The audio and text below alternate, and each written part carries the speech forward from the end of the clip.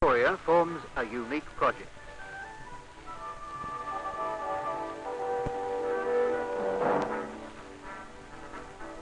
The dam across the Campaspe River was completed in 1963. It holds back 250,000 acre-feet of water and supplies Bendigo and other towns to the north. It provides enough water to earn $4 million a year from irrigation. Lake Eppalock is a major water conservation scheme. It's become a popular place for recreation. But it's none of these things that make the Eppalock project different. For many years, the catchment had deteriorated and had suffered severe erosion. The effective life of any reservoir would have been threatened by eroded silt.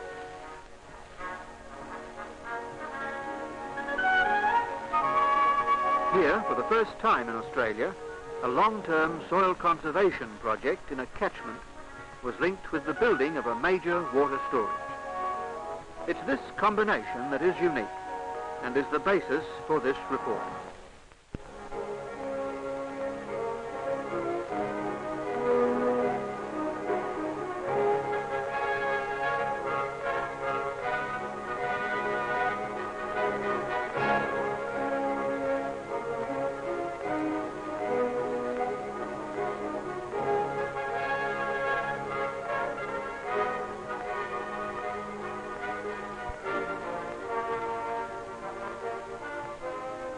The Eppalock catchment covers over 800 square miles.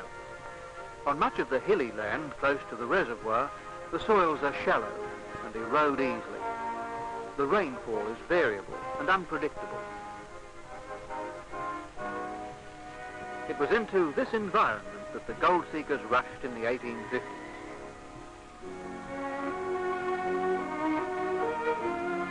In the space of a few years, the population jumped from a few hundreds to many thousands.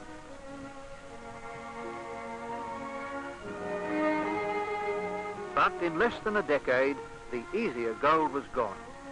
Most of the seekers went back to the cities, but many stayed to try and get a living off the land.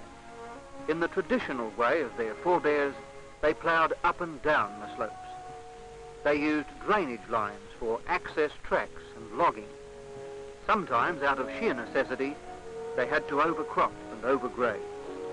The trampling and grazing by sheep and the demands of the rabbit infestations were an intolerable burden for the native pasture.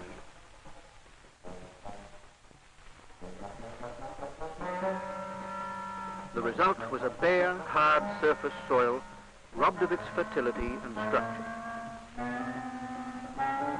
Erosion was inevitable.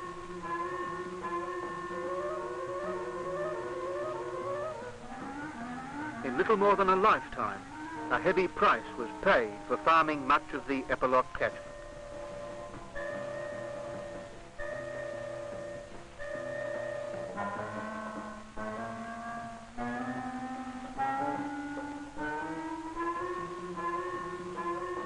An area of over 200 square miles sent tons of silt into the streams.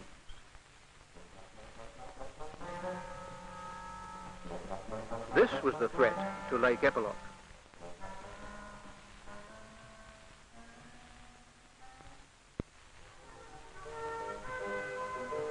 Simultaneously with the building of the Eppalock Dam, the Soil Conservation Authority began a 10-year, $1 million plan of catchment restoration. The aims were clear: to heal erosion, to improve land use, and to increase farm production. The scheme began with a survey of the catchment. Sub-catchments were outlined.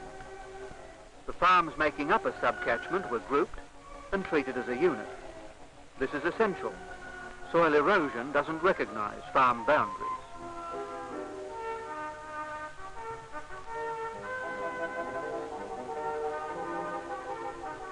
The plan called for the cooperation of landholders, shire councils, and government departments.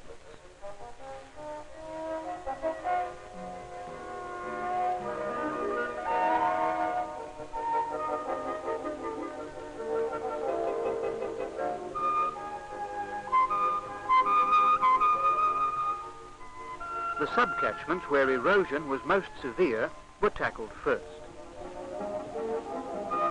Each landholder was shown how the work on his farm fitted into the total plan. The long-term aim was to improve the pastures over most of the broad acres of the hard, stony land.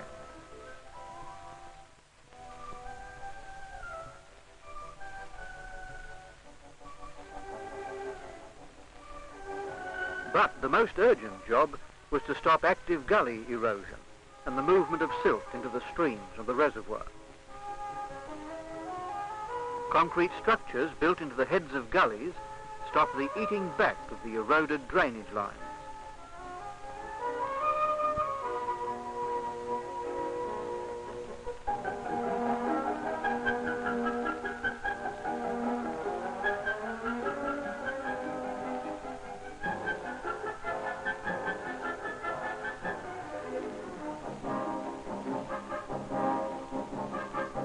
Previously, surface runoff could rip away several feet of the gully head after a single rainstorm.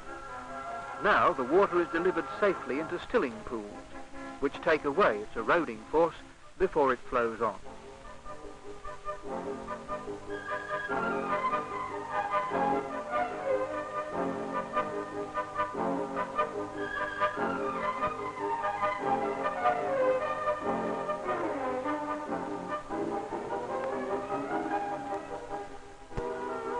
Another device is the silt trap, installed across the floor of the gully.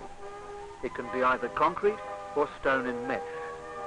Silt moving along the stream is caught and accumulates above the trap.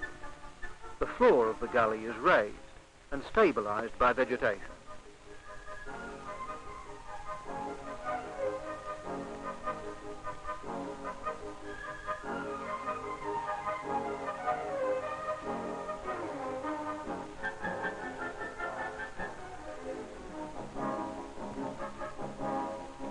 Across some of the deeply eroded drainage lines, gully block dams may be constructed. These combine the function of erosion control with improved farm water supply.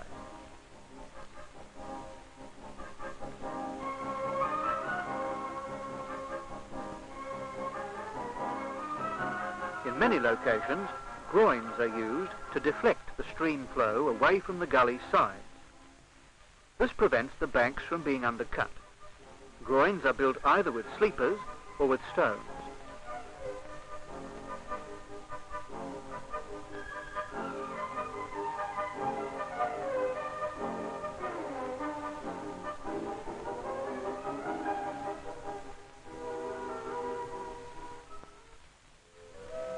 Thousands of trees and cuttings are planted every year.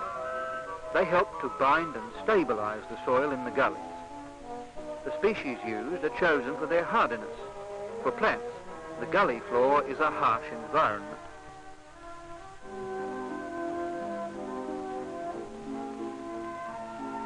Accumulation of salt at the foot of slopes is a common cause of erosion. The salt kills the vegetative cover, leaving the soil exposed. Field trials have been set up to test species that can tolerate the salty conditions.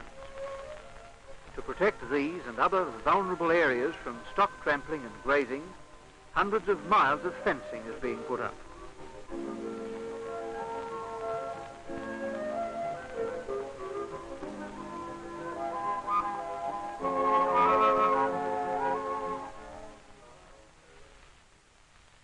The diversion bank is another effective aid to erosion control and prevention.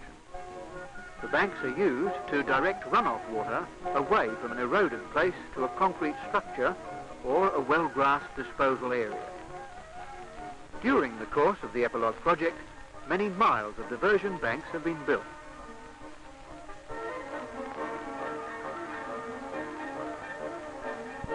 After forming and compaction, each bank is fenced and sown with a pasture mixture. The dense vegetative cover, which shows up prominently even from a height, ensures that the bank remains protected and doesn't erode.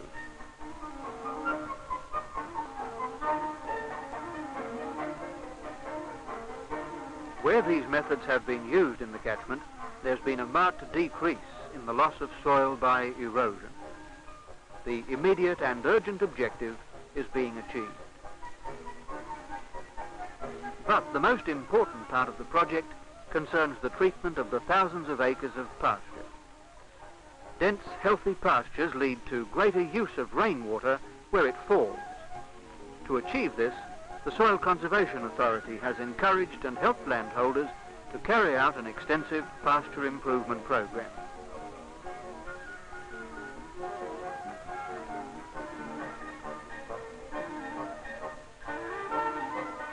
Movement towards the objective can be seen every autumn when the chisel seeders move out onto the paddocks.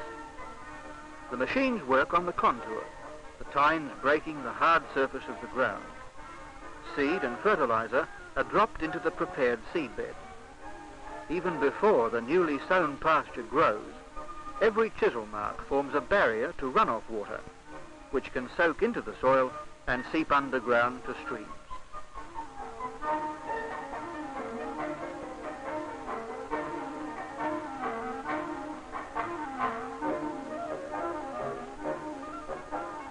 Top dressing with superphosphate either from the ground or from the air is an essential follow-up in pasture establishment. Aerial treatment can also provide improved cover on steep, inaccessible land.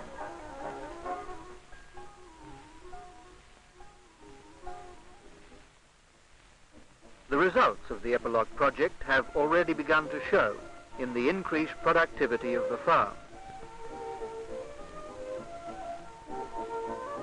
In the first 7 years, over 33,000 acres of improved pastures have been established.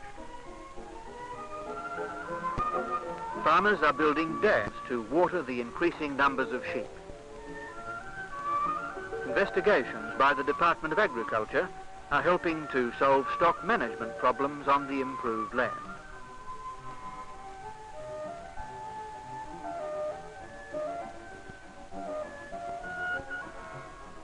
The number of sub-catchments treated in the project is growing year by year.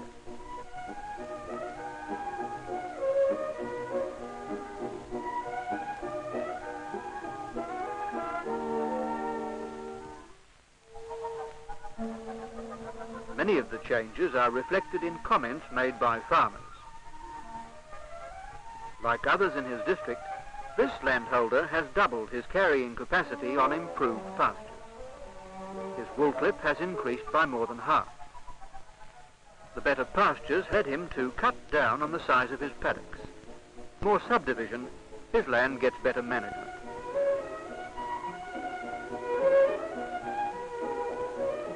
Conservation of fodder is essential. On this property, oaten hay is grown on granite country, which is easier to prepare and more suitable for cropping than the lighter sedimentary land. Without fodder reserves, the farmer would not be able to manage a larger flock through the dry periods.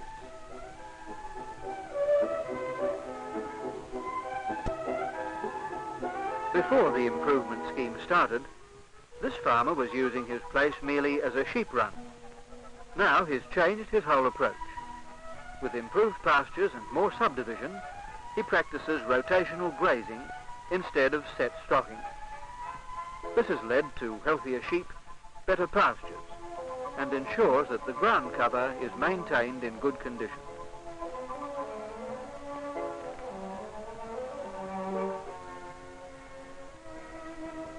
The enormous task of restoring the catchment is still incomplete. But every year, the threat of silt to Lake Eppalock is being lessened. The landscape is being healed of the scars of erosion, and land use is being improved. The Eppalock project is demonstrating that the combination of scientific knowledge, an organised attack on the problem, and the cooperation of the people can bring the goal within reach.